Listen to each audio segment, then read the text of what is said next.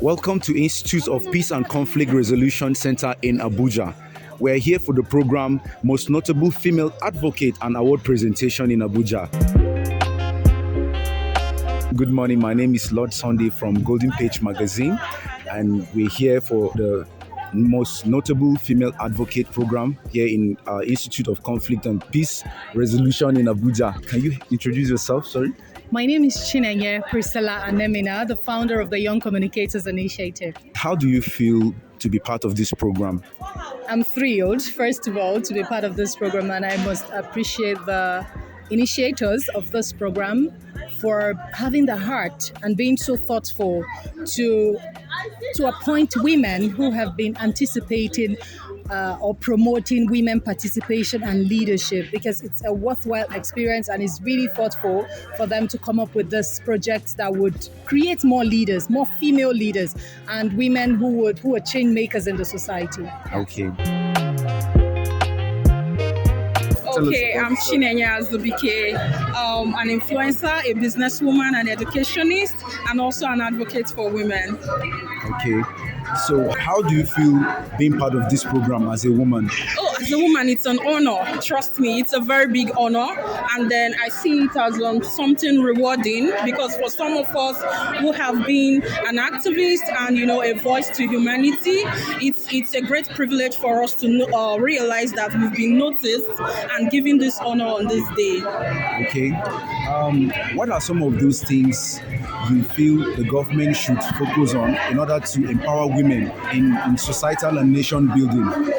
Okay, for societal building, I think the government should focus more on entrepreneurship and trying to also build, offices that would raise voices for those women, especially women who are not exposed to education and women who are also trapped in bad marriages. For someone who is a voice for survivors of domestic violence and victims of domestic violence, I think the government should raise an office and throw more light in rescuing women in bad marriages. Because to be very honest, a woman is the bedrock of generations. Without a woman, you won't see the world today. So the government needs to raise offices, notable representatives that will rescue these women. And by so doing, you see women exploring themselves and their values to the society. What message do you have for women out there that are seeing this right now? Women out there that are seeing this, all I have to tell you is that you are enough. You are more than enough. Don't see yourself as less. Don't think you are not important. Like I said, we are the bedrock of generations. Without us, there will be no human being on this earth.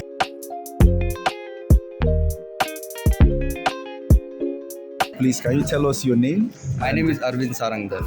So how do you feel being part of this program and to support women? Without women, there is no world. So, and we have to balance the equilibrium between men and women. So, women empowerment, we have to bring them to the same race. Now, the race line is like men are standing 100 meters in front of females. So we need to bring all of them in same line, because they are equally capable. They can handle finance, they can handle ministry, they can get involved in politics, they can become governor, they can become president. So we need to bring into them to the same line. So that's what we are trying to give them platform. They can be entrepreneurs, they can run the society, they can be doctors, they can be teachers. So we are just trying to give them platform to rise. Okay.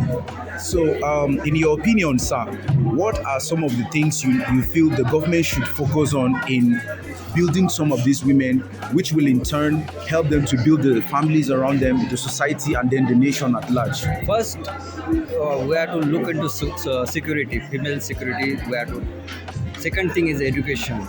We have to make sure all female education, girl child get the education, so that they have rights to get the education. The third one is they have government aided programs to sponsor them for the small SMEs. They can have SMEs. They can have funding, access to the funding from SMEs for females. So what do you have to say for women that are watching this right now all over the world?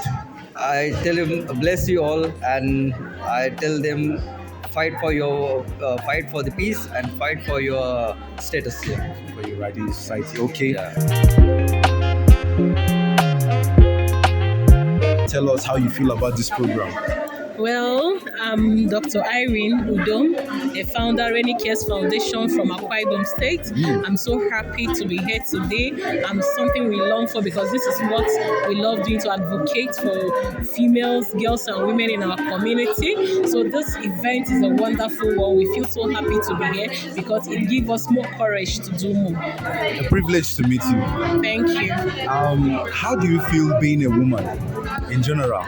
Well, I feel so excited. As a woman, I can do a lot because as a woman, you can multitask yourself, and also as a woman, we can do greater things, and that's why we have to educate other women like us to come on board and tell them and make them know the potentials they have as a woman. What are some of the key things do you think the government or the nation should focus on, especially on women, to help them become the role models in the society and the nation at large? Okay, for the government, they have to create more empowerment for women, especially in the education sector, because with good education, we can empower more women. They can understand how the society runs, and also good health for them, advocate for good health, more a conducive environment, and say no to violence, that things to molestation for women, and that will give them enough insight of who they are. To be a woman is a great thing.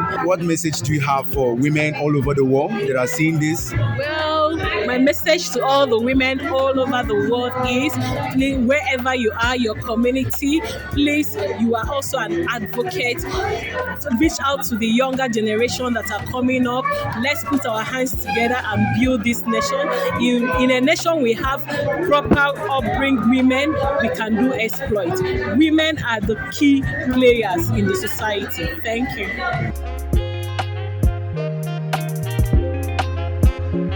You must be a peace builder. Let people know you in your community as a peace builder.